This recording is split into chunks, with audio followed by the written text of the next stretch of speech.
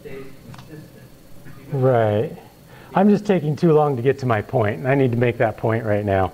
So, sorry. We've got a whole bunch of layers of 2D things here, right? If we max pooled in them one layer at a time, that would just work, right? But what happens when there's more than just 3? What if we have a 4th dimension here? So you have a second cube, And now I've got another one. stack that cube behind it. And now it's that one's connected to that one, this one's connected to that one, and now we've got the dimensional boggle your mind thing. And so here's a 4D tensor. I can't describe this in pictures, but I can describe it in numbers. Yeah, it's the 4th dimension. As they repeat, look what happens in the digits here. This digit, the least significant one, has reset like 4 times. And this one is reset 2 times, and this one's reset 1 time.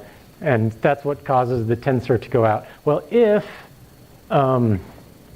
we had more dimensions here, if we kept adding on to the size of the description of the position in the tensor, then it would amount to slices upon slices wrapped in other dimensional layers.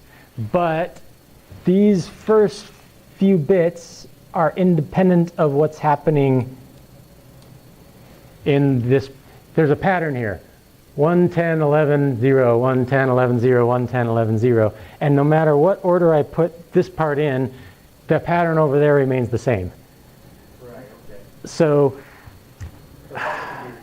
boy, even with that big long description, I don't know quite how to land this plane, but what it comes down to is, yeah, if you just pretend that this 4-dimensional tensor was actually a 3-dimensional tensor by just saying it's a width by height by product of all the remaining ones tensor, it will just work. Multiple 3-dimensional tensors, and you just want to go through them in order. So if you want to collapse that to a single 3-dimensional tensor, it's like you're just making the cube longer and putting each cube behind the other in the stack.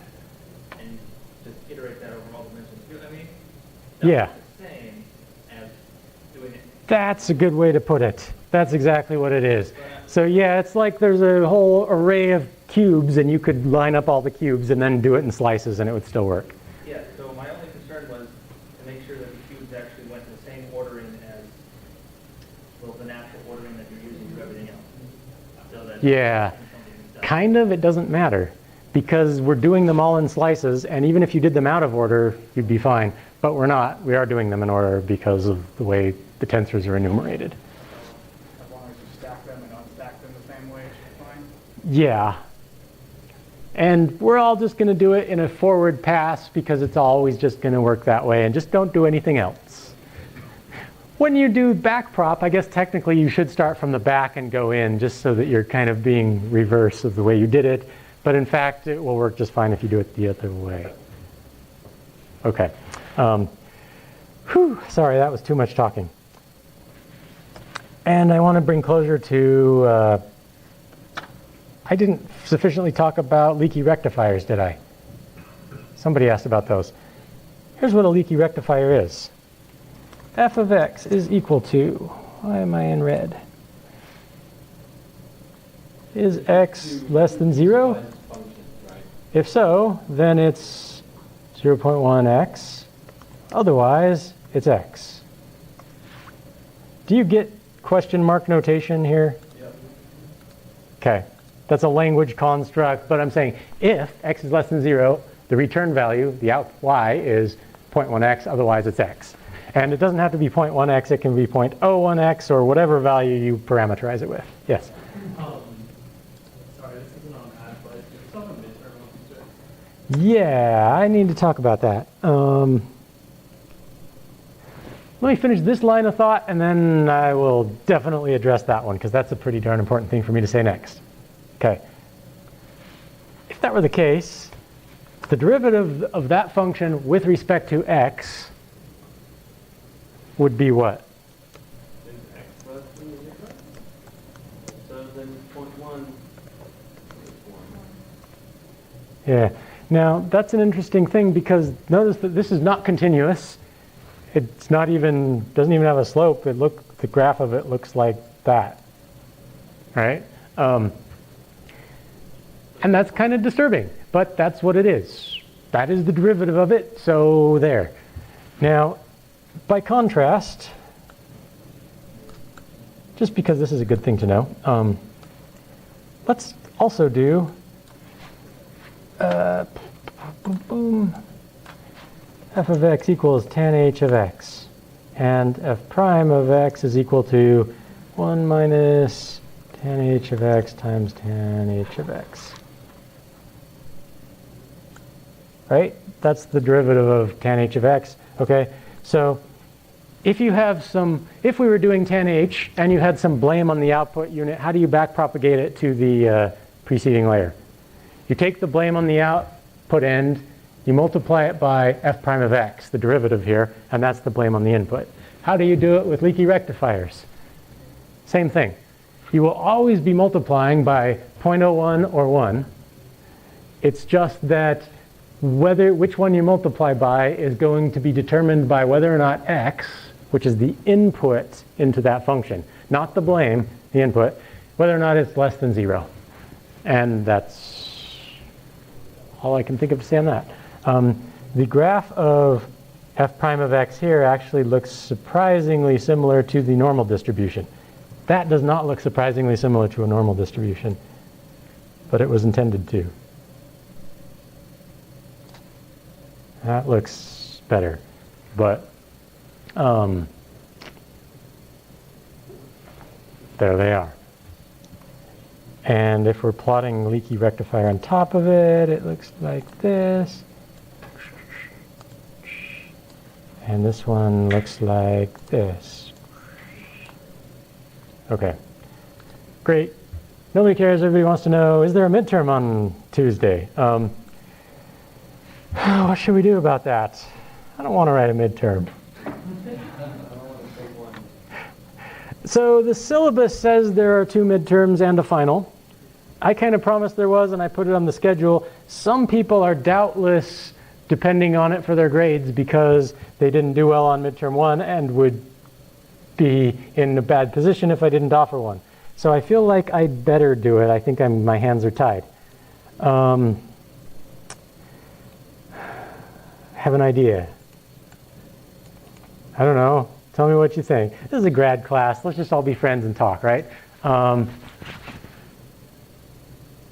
If I were to offer you, say, you can have your choice of take the midterm or don't. If you don't, I'll give you the score you got on midterm 1. And if you do, then you have the opportunity to raise up your score. Would that be unfairly treating anybody? I can't think of any way that somebody would say, I'm upset about that. But I could be wrong. Sometimes there are. Because I don't want to be giving anyone an unfair advantage. I guess if somebody got super lucky on the first midterm, that would be unrepresentative of the grade they deserve. But that's not supposed to happen. That would spare me of having to grade them. I'd still have to write one. And I'd only have to grade, the 10 or so that people actually choose to take the test. Let's talk about the content. So here's the problem. We took a midterm so recently, and then I took a day off because I had to go speak at a conference, and then we had spring break. The only thing we've covered since then is convolution. So it would basically be the same test again plus convolution. That's the only thing I can think of to test you on. And by same test again, I mean, of course I'll shuffle things up. I'll ask the backprop question in a different way, and I'll test whether you understand it. In theory, if you learn from your mistakes on the previous test, I expect most of you will do better on this one. So I would think that I would like to encourage you to take midterm 2, but I'm kind of thinking I'll make it optional. I don't know. Can anyone raise an objection to the optional option? Is that unfair to anyone in any way that I haven't thought of? Yeah. Would it be okay to take midterm 2 but not count it because you thought your midterm 1 grade was good, but you just want to take it because you want to make sure you don't lose? Okay. I don't know. Yeah, sure. I don't know. Well, if I have to grade it, then I feel like you should have to take a risk. Just because, but yeah, That's a good point. You would be deprived of seeing another test if you don't take that, and I think there's something valuable in that. Just not turn it in if we feel bad about it. Can you show up, take the test, and then walk out with it? Rip it up, hand me the ripped up shreds. See, I've never actually done this before. I'm just feeling lazy right now because it's a big class and I don't know. I shouldn't make decisions under pressure. I should have thought of this before I came to class. And we copy off each other if we don't feel good about it. Let's try to keep it simple because I don't like making big complex messes. I'm getting the impression that everyone's in favor of this, right? Okay, it's okay if you're not. No, I hate giving situations where somebody has to embarrass themselves if they're the one dissenter. Which means I shouldn't make the final decision until I've given you a chance to send me nasty emails after class. But you have to know now because this is the last class before the midterm. Okay. Midterm 2 is optional. If you opt not to take it, I will just give you the grade you had on midterm 1 for your midterm 2. It will still affect your grade as if we had had a second midterm and thus fulfill the syllabus claims of having a second test. If you didn't do as well as you think represents you, please do take the midterm 2. I think it will improve your score and therefore your grade will be boosted and you'll be better off for it. But no promises. I'm not guaranteeing I'll take the maximum of the 2 scores or anything like that. So you do actually need to study and take a little bit of risk if you're going to show up, and that price you pay is the price it costs to buy me to grade your midterm. And then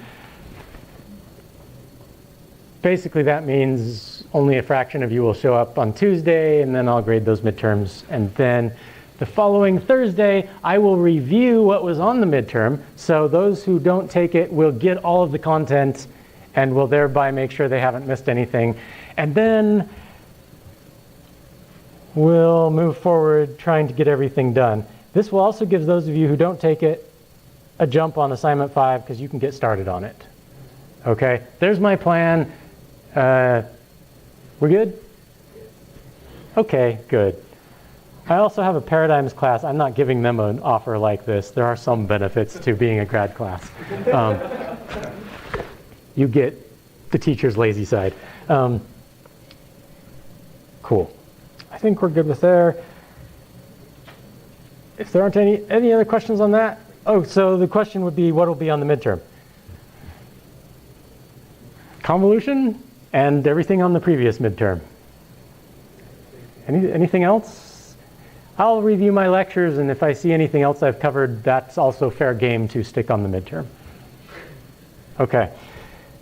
Now I want to give, because we're right here, I want you to have a couple weekends to work on assignment 5, so let me give you a jump on the concept of regularization, which is what this assignment is all about. Okay?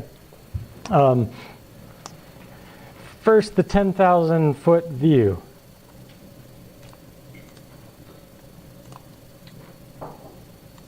Here are some data points. Pretend they're all perfectly round. Which model is better? Model A, Model B, or Model C?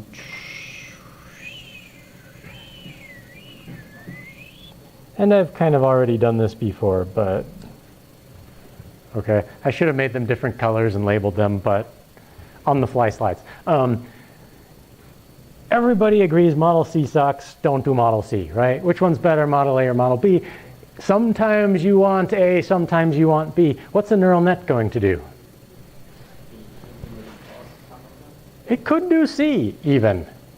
Because remember, we initialize with random weights. Where do those random weights put bends? We don't know. It's random, right? So wouldn't it be nice if we had a way of telling our neural network, hey, don't be so darn complex. Simplify yourself a little bit. Go like that. Or even maybe go all the way to that. There is a way to do that. It's called regularization. Yay! So regularization is the answer to making a neural net simpler. And here's the gist of it.